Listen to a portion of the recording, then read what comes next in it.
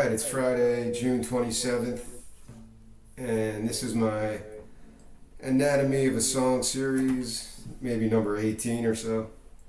This song is called A Man with No Country.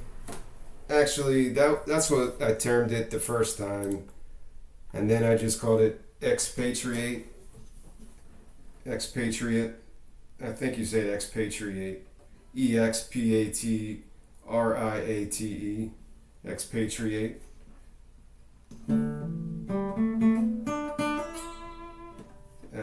I'm still up in the air. Maybe I'll call it Man with No Country. I'm not sure. This song entered my headspace over the last week or so because, yeah, I always try not to follow politics, but then I'm always writing about it, so I might as well pick like one of my most political songs, I guess. This is called Expatriate. It's a heavy metal album, at least in my own style. I want it to be like a heavy metal album.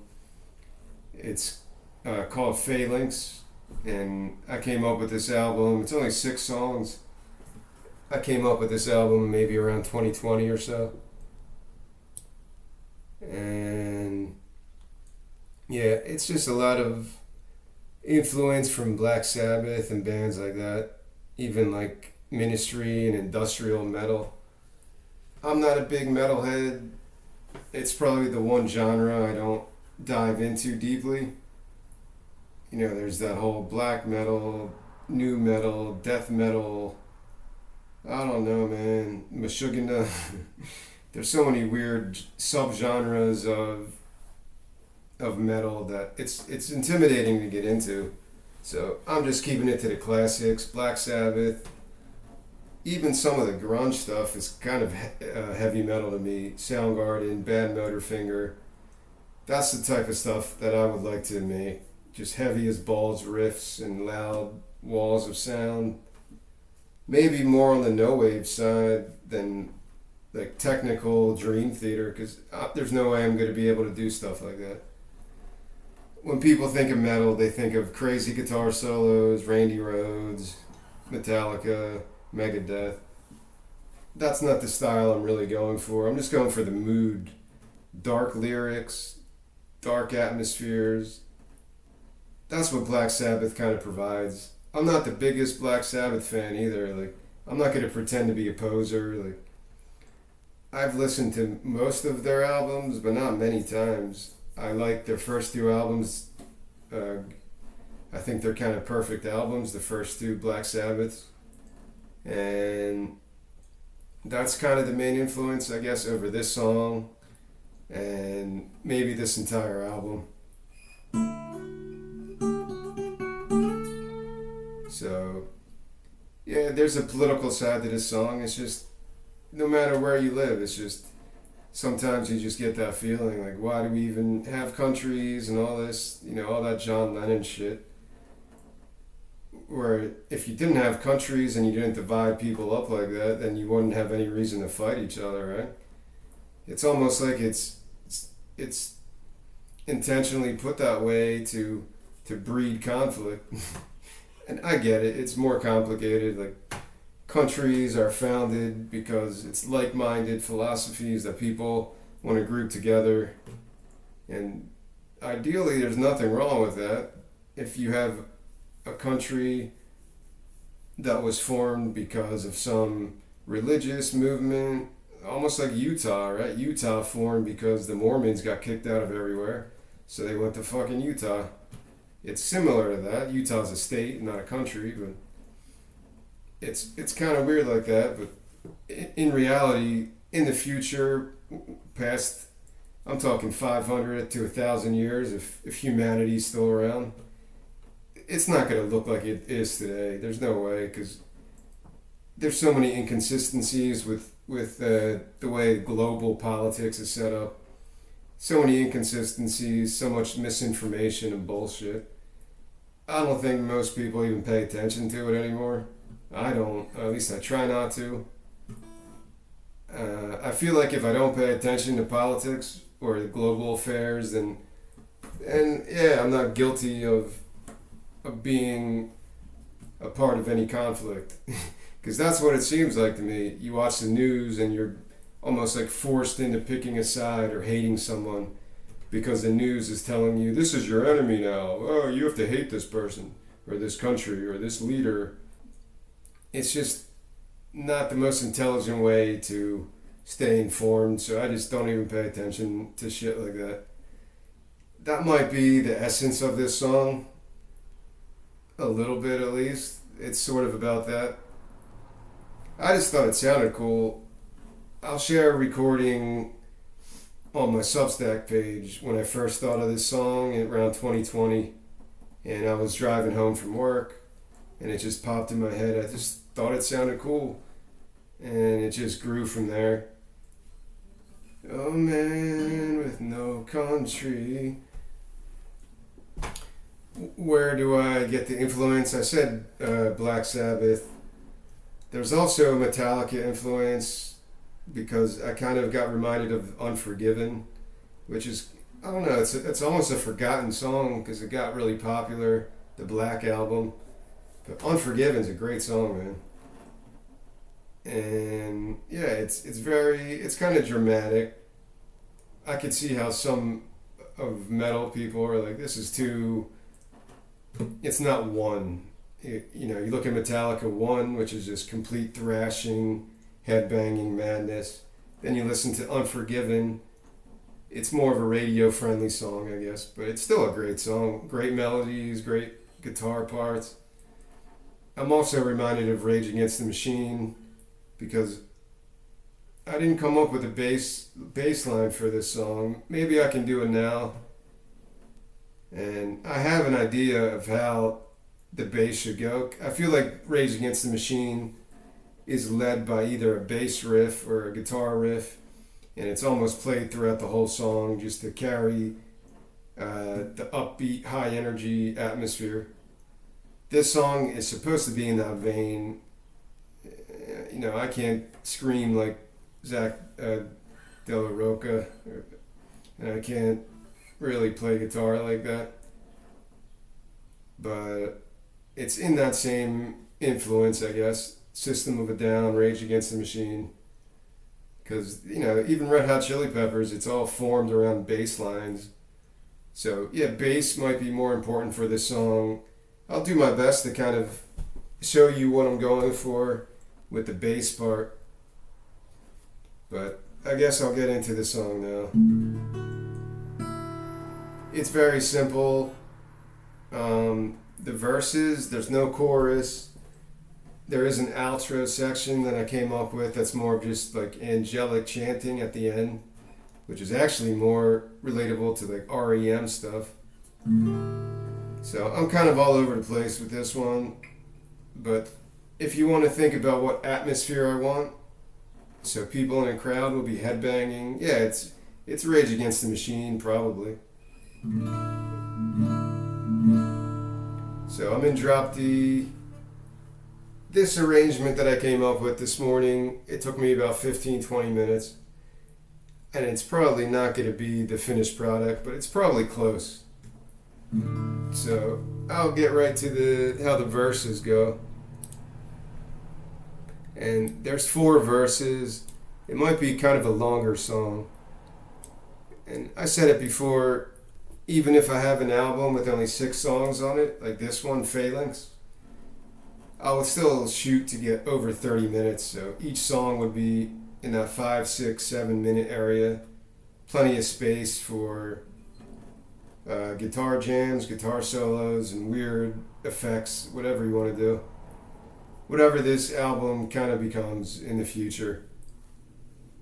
So yeah, even if I have an album with 6 songs, I'd still want it to be over 30 minutes because that's a sweet spot, 30, 40 minutes. It's just long enough to get people immersed in the album, and there is a concept to this album. And it's also a way to not lose people because, I don't know, is that a common thing today with people that people don't listen to entire albums? Like, I'm guilty of that too sometimes. I listened to the Swans album, the new one, maybe once because it's like 2.5 hours or something. it's hard to dedicate your musical attention span for over an hour and a half, 2 hours. But yeah, it's just laziness. You can watch a movie, right, for 2 hours, so it shouldn't be any different for music. And so I'm in drop D. I'll get right into the first verse here.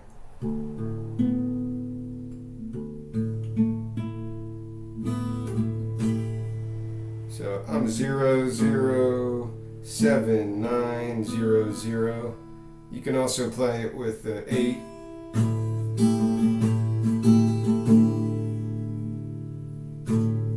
It's kind of a mellow, happy chord, whatever you call this.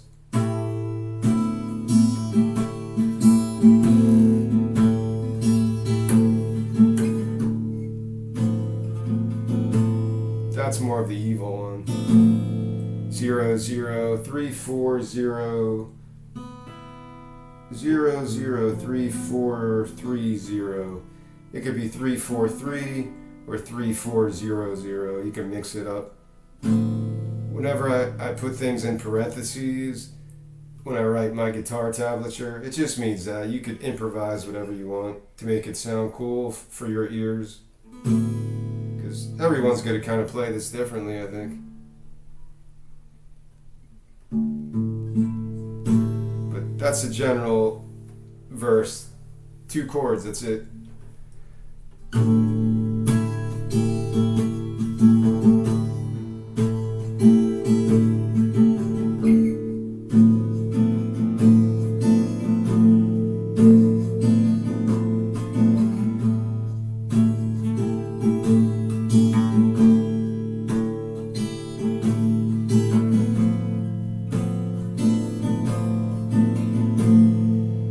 Try to sing it. Of course, I want to belt it, but I'm going to kind of sing it in my sheepish vocals because I just want to get through this song.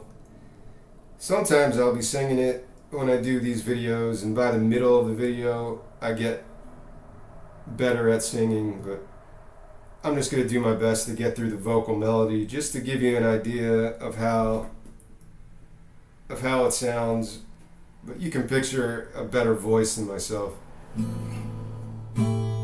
Oh man, with no country,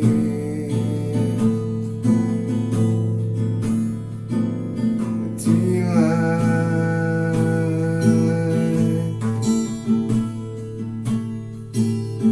data entry.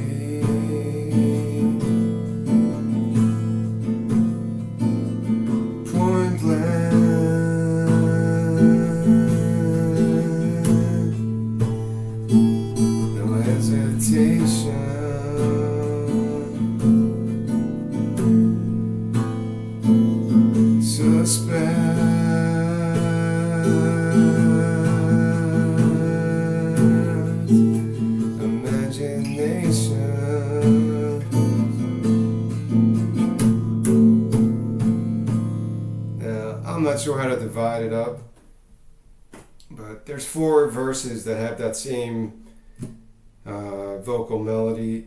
You could get more distorted and hardcore with each verse if you want. Get more dynamic and more pounding, like a heartbeat. Ba-doom, ba-doom. I don't know, man. I think things off the cuff that might sound cool, might be stupid.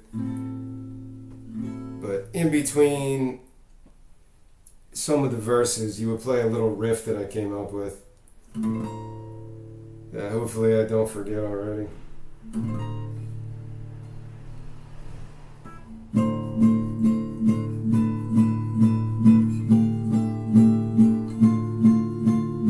It gives it an extra evil appeal. Like, I like the way it sounds like an evil riff in a heavy metal album.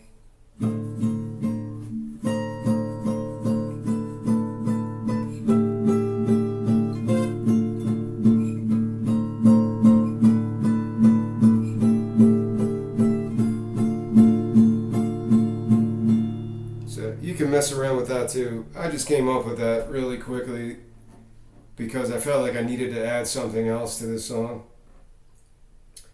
I did mention no wave genre, and maybe this is more of a no wave song than heavy metal, but there's a similar atmosphere and mood between no wave and heavy metal, some heavy metal at least. Yeah, it's not Randy Rhoads stuff, but yeah, it's a form of that branching off into more of a droning type of metal stuff. So I like this riff right now. Maybe my opinion will change in the future, but it's pretty simple.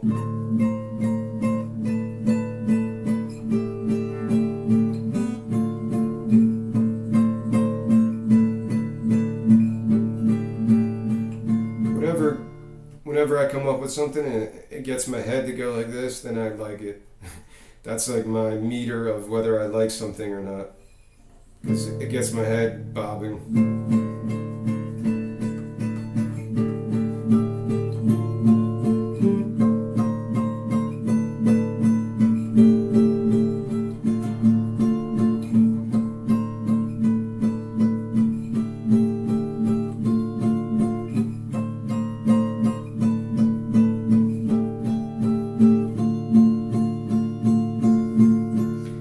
Downstroking, but that's just how I feel that part to go, and probably no vocals to accompany it, just a quick little break in between the verses. I'm not sure if you want to go to that after every verse, probably not. So what I'll do right now, I'll play the first two verses and then I'll play that riff, and I'll see how it sounds, if it flows together like that.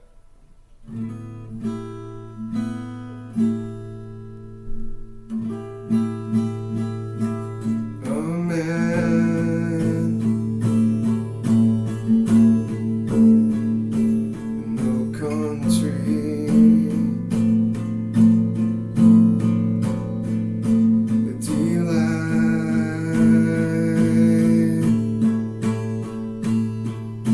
of data entry, point blank, no hesitation, suspects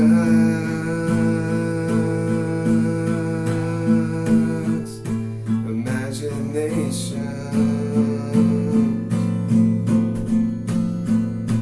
denied,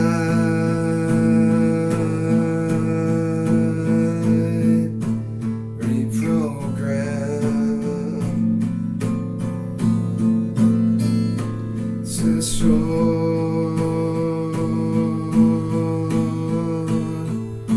exhilaration, distort,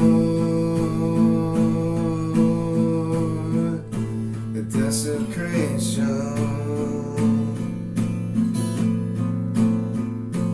manna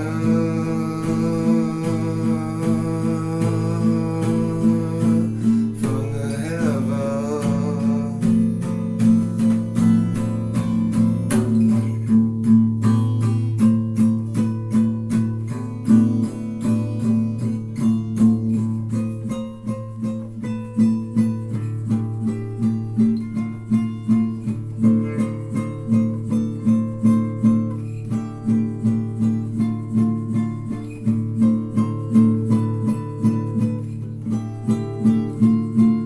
I kind of messed that up a little, but I think it flows pretty well.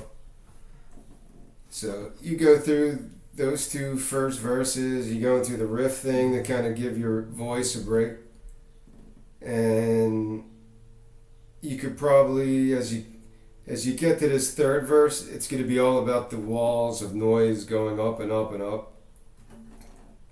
And this is going to be harder for me to do because you need two people to sing this. So one person will be singing the main vocal melody, oh man, with no country, and then there'll be a spoken word singing the other line, which I have in parentheses, just a sip of water, happy by tomorrow, seasonal inflation, love of a higher degree, and it continues into the final verse.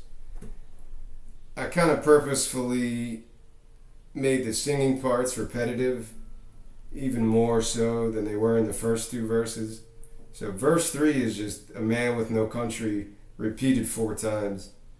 Verse 4 is just point blank imagined nations repeated 4 times. So it keeps it more basic. The reason I did that, maybe I was being lazy, but I feel like it gets the message out there more if you just repeat it and repeat it. Plus, there's another spoken word overlapping it, so it gives you a different emotional element if you're just repeating the same chant 4 times in a row.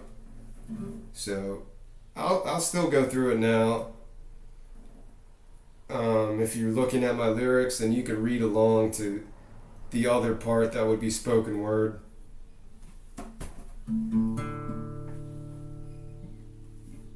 A man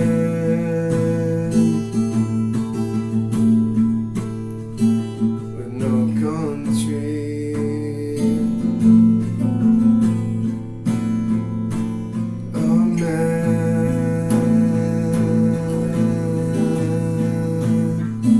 with no country,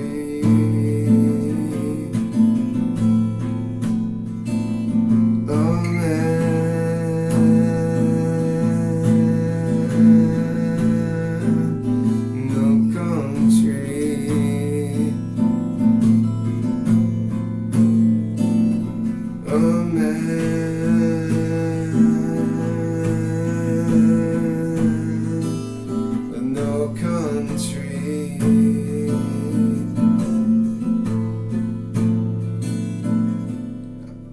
I would like to sing this in a higher register, like, oh man. I can't do it, man. I just can't. Oh man. Like, I'm talking about people who could sing like from their buttholes. I can't get there really. Oh man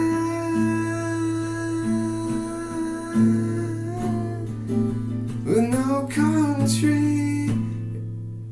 Yeah, it would sound better if you had more energetic, dramatic, passionate vocals like that. I just can't really get there with my breathing, and my pipes are not strong enough to get to that point. But yeah, I hear it in my head like that, and I want to sing it like that, but I know it's going to sound like bad like that. Point blank.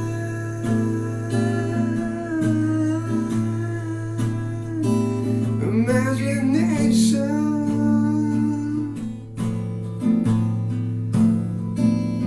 point blank.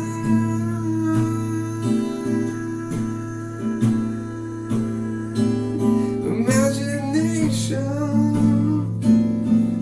Yeah, I can't do it. Point blank.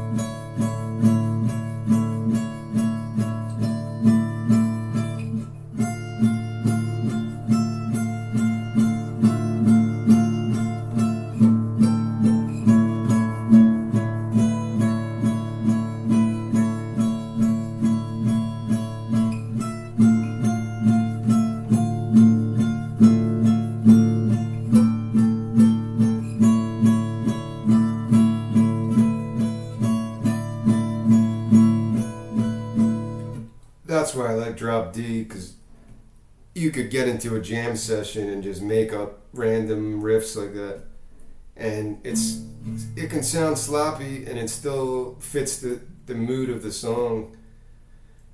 And with electric instruments, this would sound even more passionate, more deathly, more terrifying. I don't know, more heavy metal.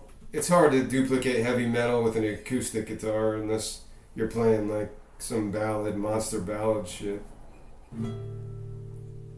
That's why I like Drop D though, because I just came up with that. If I was jamming with other people, I'm sure other people will come up with stuff. And Drop D is just fun to play in, man.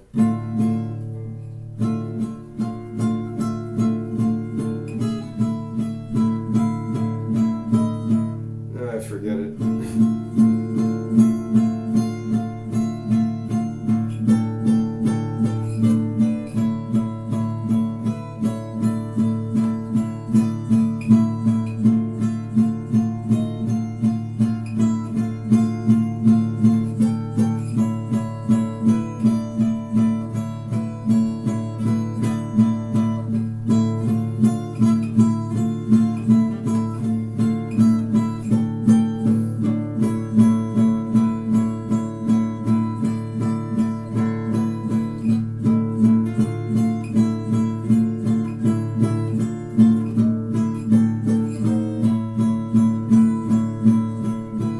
Anyway, you get the point. The beauty of Drop D is this. I don't want to make this video like 2 hours long, so I'm not going to keep doing this, but if I was focused, if my mission today was to record this song professionally, that's basically how I would come up with the other parts, because I want to keep things fresh and I don't want it to be boring because the verse is only 2 chords. So I want to build up and make it more dramatic like that. I want to add different sections that can get more passionate and display more just instrumental stuff. Now, when I listened to my original recording today before I did this video, there was a part where I was like chanting, and I kind of like that effect. So I came up with a different part for the outro, which would need like a angelic choir. I always go to Under the Bridge by Red Hot Chili Peppers. Like, I love the ending, under the bridge out there. The ending with the chanting and the whatever that choir was sounds so cool.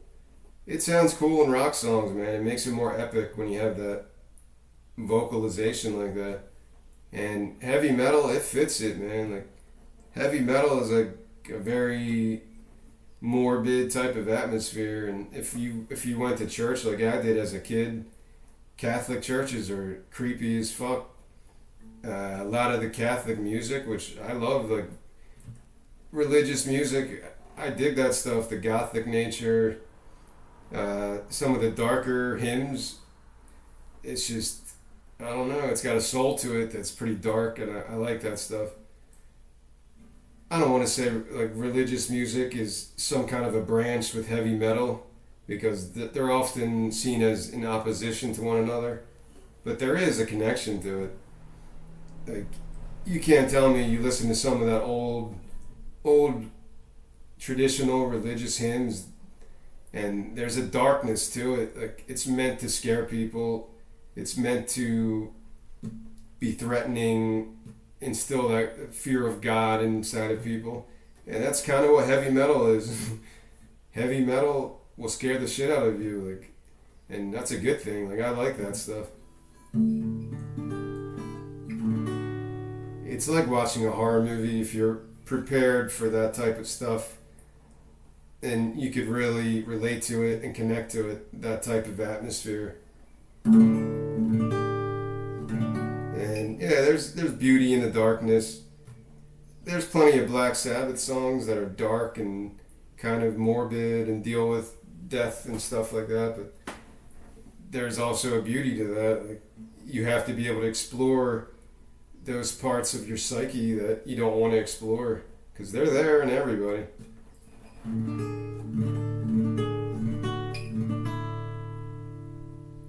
think it's worse if you deny that you have that darkness inside of you.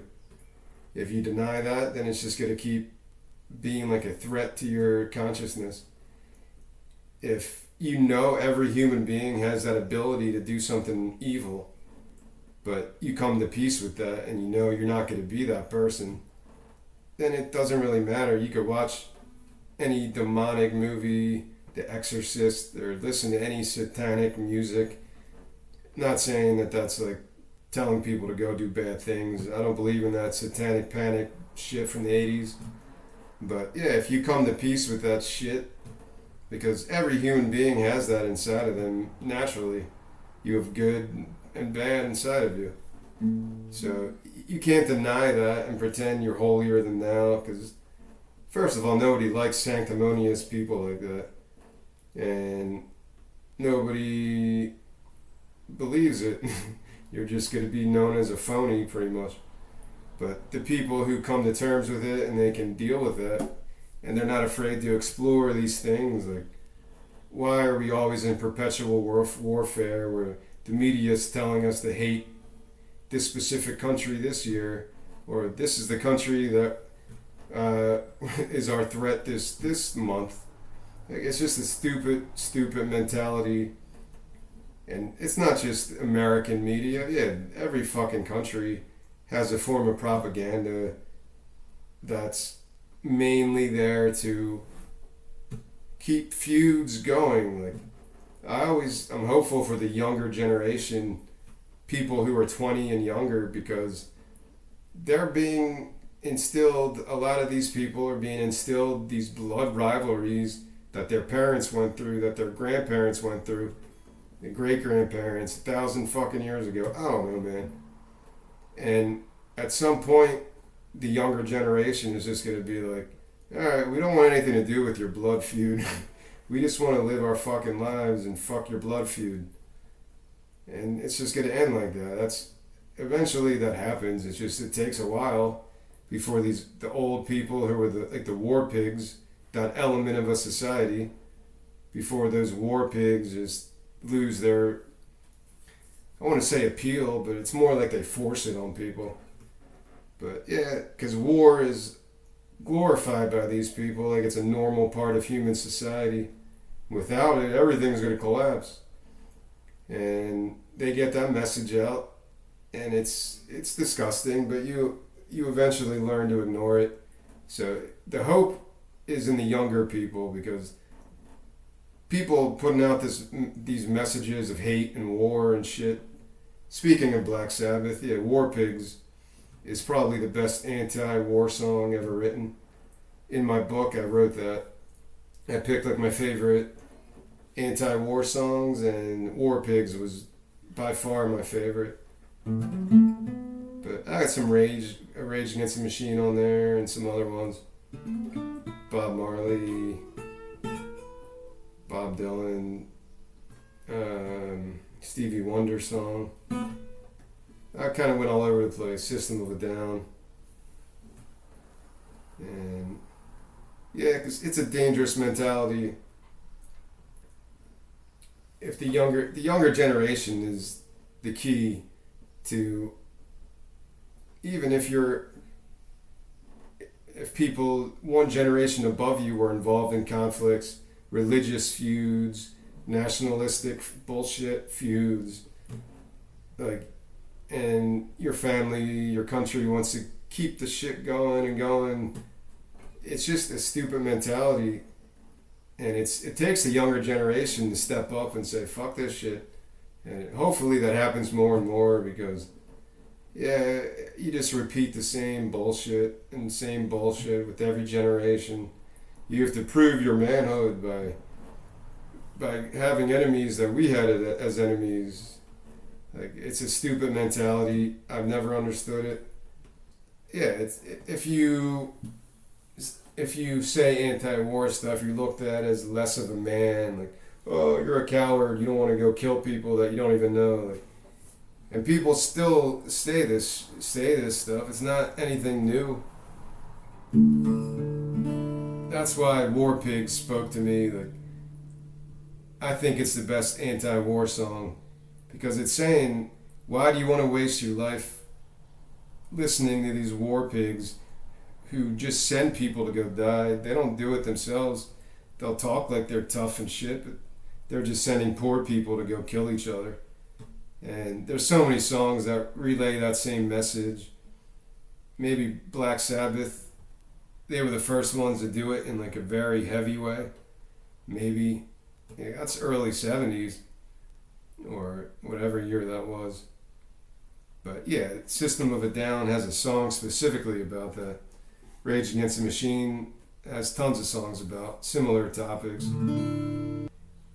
You feel like you're not a patriot if you oppose any given war, whatever country you live in. You feel like you're less, and you feel guilty, and you're like, why are other people in my country fighting, and I'm here playing this stupid song right now. Yeah, you get all these thoughts, and it's like, eventually you just get to the point where you're like, well, I can't control this shit. I didn't start any war. I'm not supporting any war. And it's just a fucked up part of no matter where you live. I'm sure anyone throughout the world could watch this and have similar feelings like I'm expressing now. Because, yeah, it's easier to just wave the flag and say blah, blah, blah. Whatever the news is telling me is what I'm going to agree with. And it's easier to live. It gives you more of that feeling of, I don't know, I was going to say compassion, like you feel like you're doing your part or whatever. And it's a weird part of your psychology, because it's usually poor people that have to fight all these wars, young people and poor people, and it's fucked up. It makes you feel like shit, just like when I talk about the ultimate guilt trip, that there's probably slave labor going on to make all these tablets, make electric vehicle batteries, our cell phones and all that shit. It's probably being produced by slave labor. And that's even worse. That's like the ultimate, just, you can't justify anything anymore if that's true. Like, but what's the answer? To get rid of all these technological gadgets, or to treat these workers fairly? I don't know, man. I'm just a dude that's trying to write songs, but when it comes to issues like that, where whether you realize it or not, you're probably a part of some evil shit, because this tablet I'm speaking into might have been made by African slave labor in the Congo, I think it is, to get the batteries for this shit. Yeah, it doesn't disappear. It's impossible to think about it every day, because it's gonna fuck you up.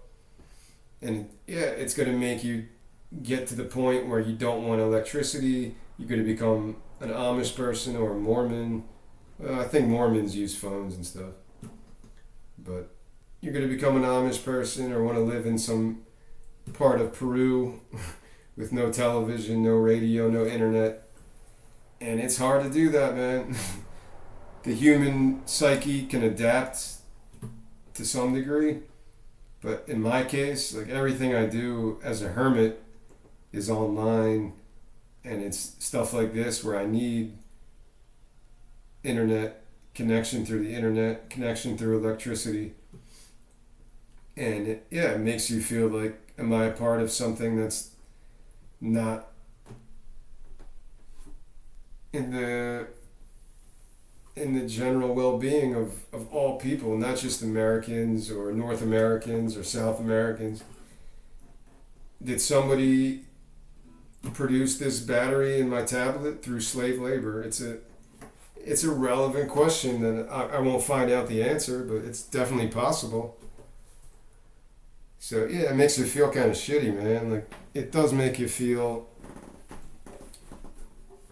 like, oh, I want to be successful, and there's nothing wrong with that. My goal is to be a musician, make albums, write screenplays, and do this stuff, and make money off of it. And you can still separate that and say, well, is any of my progression in this field, is it at the expense of other people, other labor, other slave labor that is a fucked up practice? Probably, man. Like, and it's probably even other stuff like, that I don't even know about. So all these issues are connected because I still feel like in 10, 20 years from now, somebody will make that documentary and we'll all be in our 60s if we make it that long. And it's going to be some Michael Moore documentary or whoever the next Michael Moore is. And he or she is going to make a documentary saying, you fucking assholes, all those cell phones, all those tablets, all those electric vehicles where you thought you were holier than thou for driving a hybrid, all those batteries came from slave labor, you fucking assholes. And people will watch it and be like, oh my God, I can't believe this. And the people who made billions and billions of dollars off this shit, they're going to be far away on some desert island with all our money and no guilt or anything. And it's a sick and twisted reality. If that's the truth, like, what's true anymore is up for debate. But it's kind of hard to say there isn't some element like that, because I feel like this has been something that has gone on not just in terms of technology, but sweatshops through the years of different corporations and stuff. So yeah, it makes you feel shitty that you might have bought a product in your life that had some element of slave labor or unhealthy labor practices, whatever. It's a fucked up mentality to live with.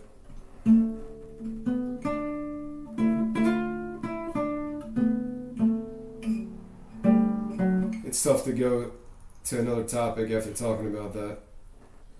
Because, yeah, everyone gets frustrated. This week I wrote a song in like 10 minutes, and I'll probably perform it later, either today or tomorrow. And it was just called Money Now, because for 4 years of all the work I've done, I haven't made any money at all. And it's definitely been the hardest work I've ever done in my life. Of course, it's not hard labor, but yeah, if you've gone through everything I've gone through, I'm not trying to make people feel bad for me or anything, but I've worked for almost 5 years without getting any money at all, using all my retirement income because my former job fired me for no reason.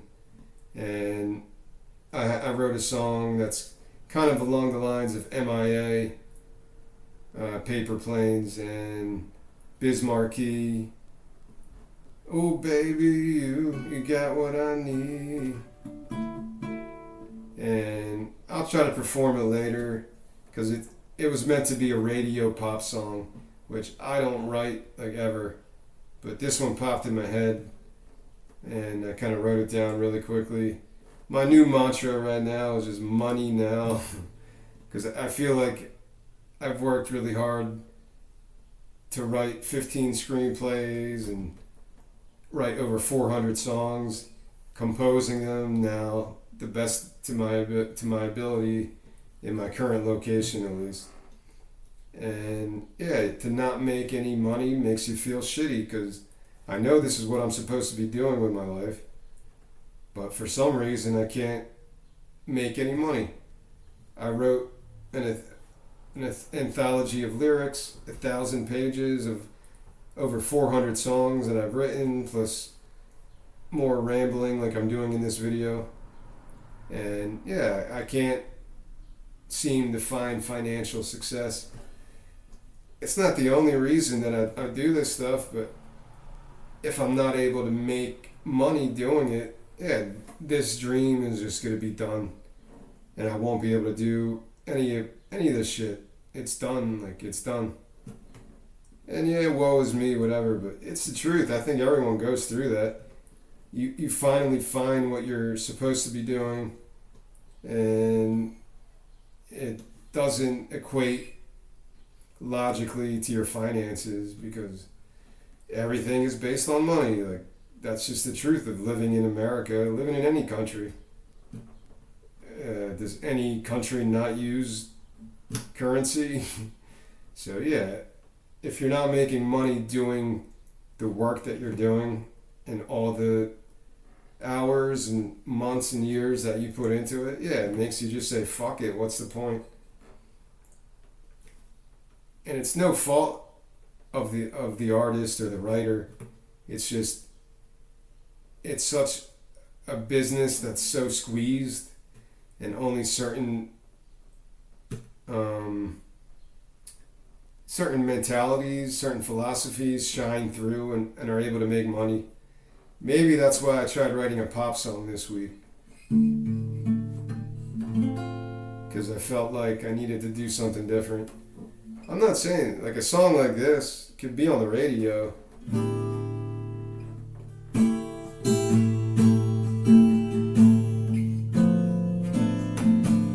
If it's done, produced in a good way, it could be a really good song.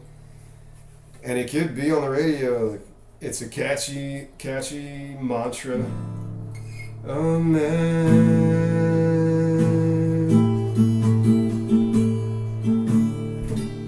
with no country.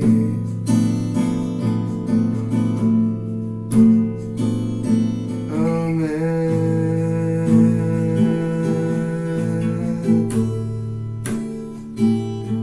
no country.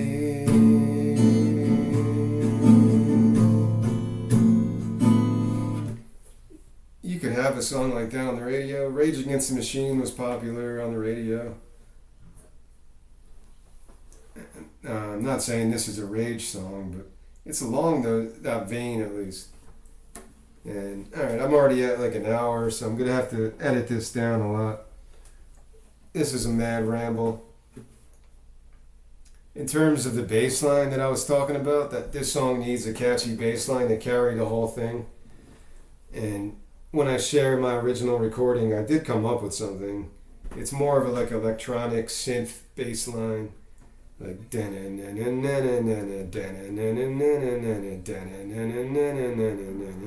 oh man,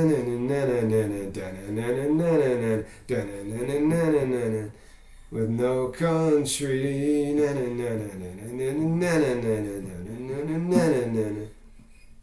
and I'll try to come up with it now.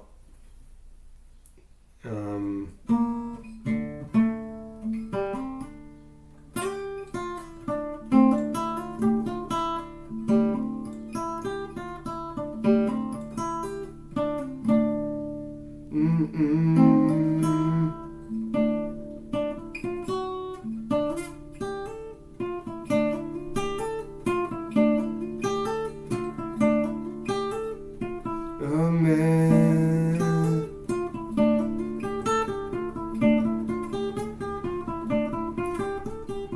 it could be something like that.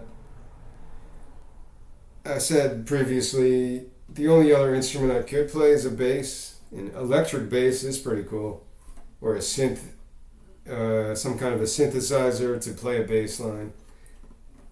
But I would like heavy distortion on that, like.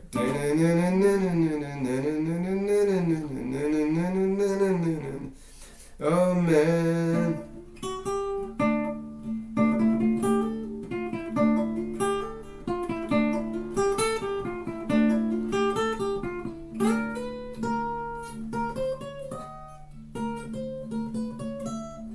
Yeah, that would be the last part to figure out. If I was in the studio right now and I had to come up with a bass line, hopefully it would be something similar to that.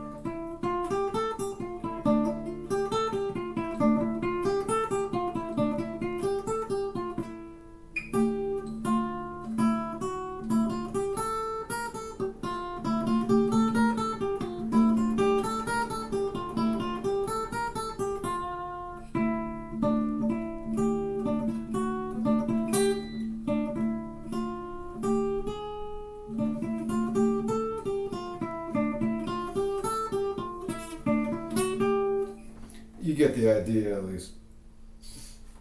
The bass line would carry the song though, so if it's not going to be that, it would have to be something similar to just repeat over and over again. I like that effect. Alright, the last part of this song is the outro with chanting, and hopefully I can still remember how to play this.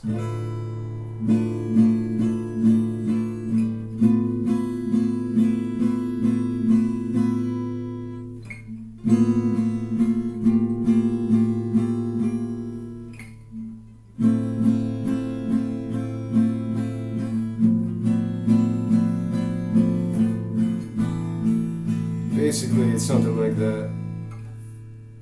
10, 12, 10 begins with.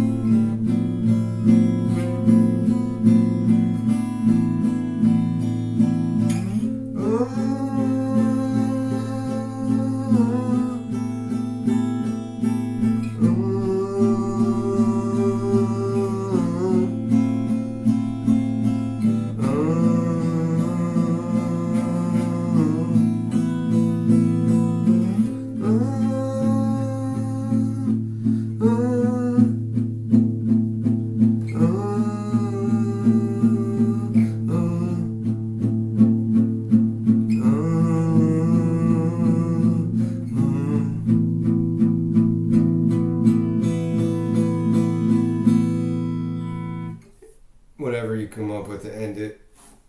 You could just do a fade out, keep repeating that. It reminds me of REM for some reason. I don't know what song I'm thinking of, but REM does that chanting sometimes.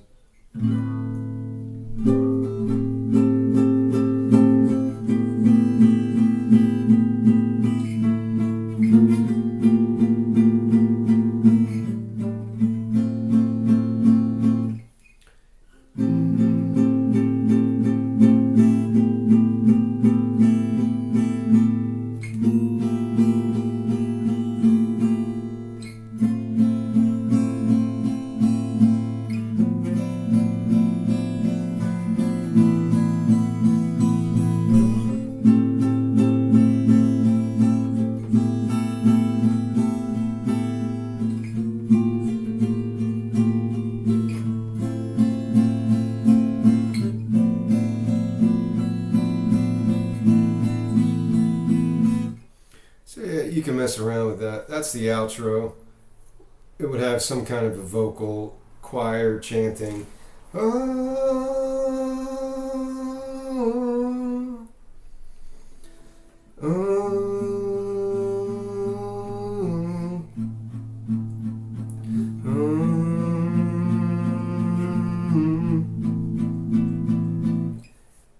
You could just end it really quickly like that.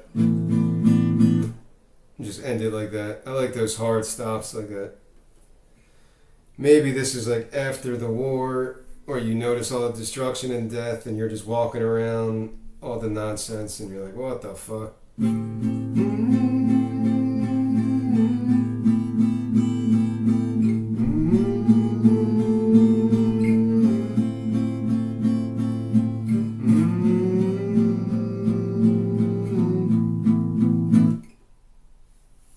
And you just end it abruptly like that.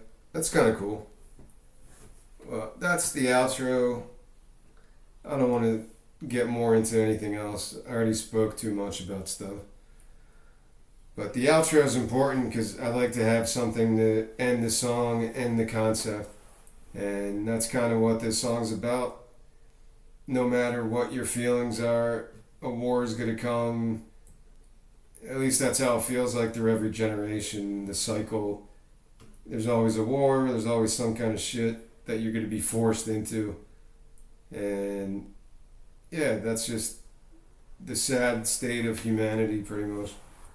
But it could be good because enough people are just sick and tired of it, and it eventually maybe it'll take a couple more generations, but people will just be sick of the religious bullshit and the political bullshit and just the us against them mentality, strawman tactics, and all that shit. Eventually, you get to that point because people are going to become more like robots in a good way, more just emotionally stable. It's, you could say religion has done good things for humanity, but I feel like religion also provides a dangerous groupthink because you're teaching your followers that you're infallible, and that's a dangerous groupthink. That's the most dangerous. Whatever I say can't be wrong. Like, that's the essence of George Orwell stuff. So, yeah, maybe that's a good place to end this song, end this episode.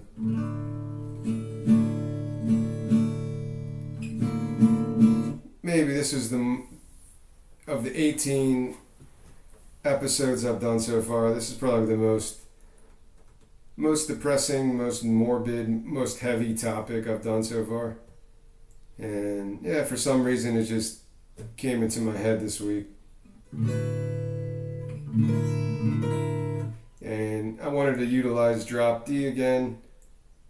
I wanted to pick a song off this album because I haven't picked anything off of Phalanx. And heavy metal is not a genre I'll probably ever get to play in, even though I like it. For the most part, like I like psychedelic heavy metal stuff, stoner rock, space rock, more along the lines of that stuff, I guess. But I can appreciate the Dream Theater stuff. I just don't really listen to it much. Dream Theater, all that crazy technical time signature stuff, the gent metal, whatever that is, the dark metal, Scandinavian scene, and death metal. Like I said, I don't know these genres at all.